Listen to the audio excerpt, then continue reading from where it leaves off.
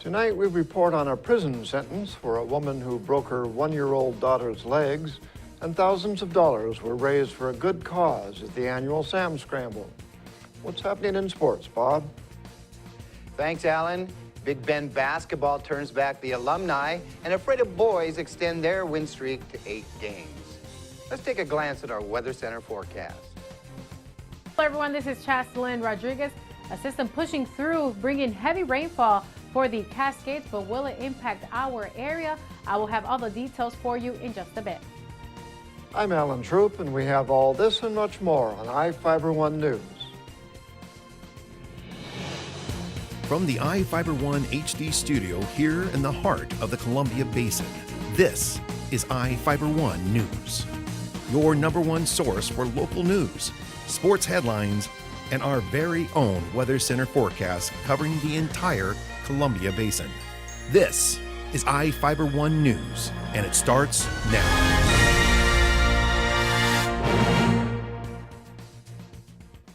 An Othello woman is heading to prison after she broke her one-year-old daughter's legs following a fight with her boyfriend. Yossi Bustos, a 21-year-old woman, pleaded guilty in Grant County Superior Court to assault of a child in the 3rd degree. Bustos has 8 previous convictions, and Judge Evan Sperline followed the attorney's recommendation to sentence Bustos to 1 year and 4 months in prison. Bustos told investigators she was arguing with her boyfriend at a Moses Lake home in February of 2013 and grabbed the child by the legs and forcibly put her in a stroller.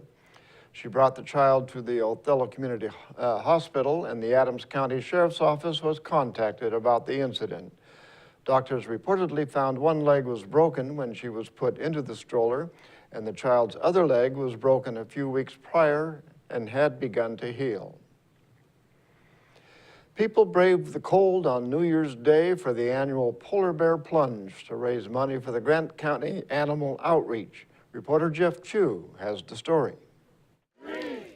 The ice wasn't as thick as it was in 2014, but water temperature was cold enough to make a big bone-chilling splash on New Year's Day at Moses Lake's Cascade Park.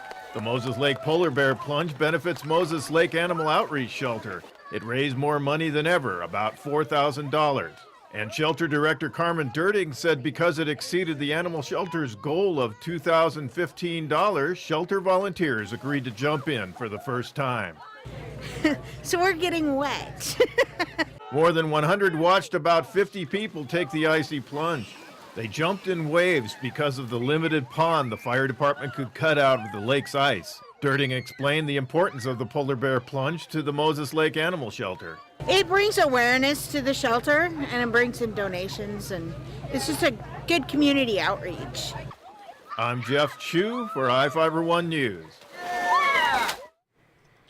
People can now drive ATVs and UTVs on most Quincy streets. The city followed Ephrata, allowing vehicles on all roads where the speed limit is 35 miles per hour or lower.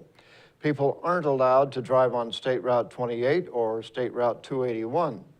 The vehicles must have safety equipment, including turning signals, headlights, and mirrors. They must have windshields unless the driver is wearing glasses or a helmet with a face shield.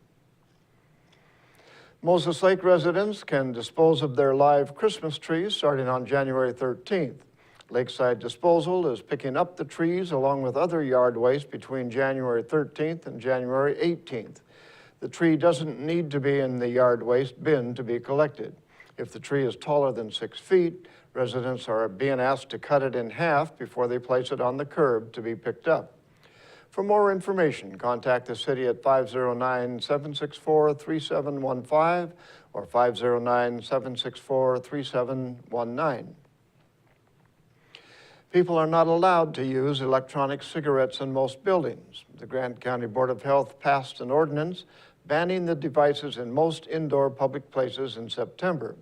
The ordinance took effect last Thursday.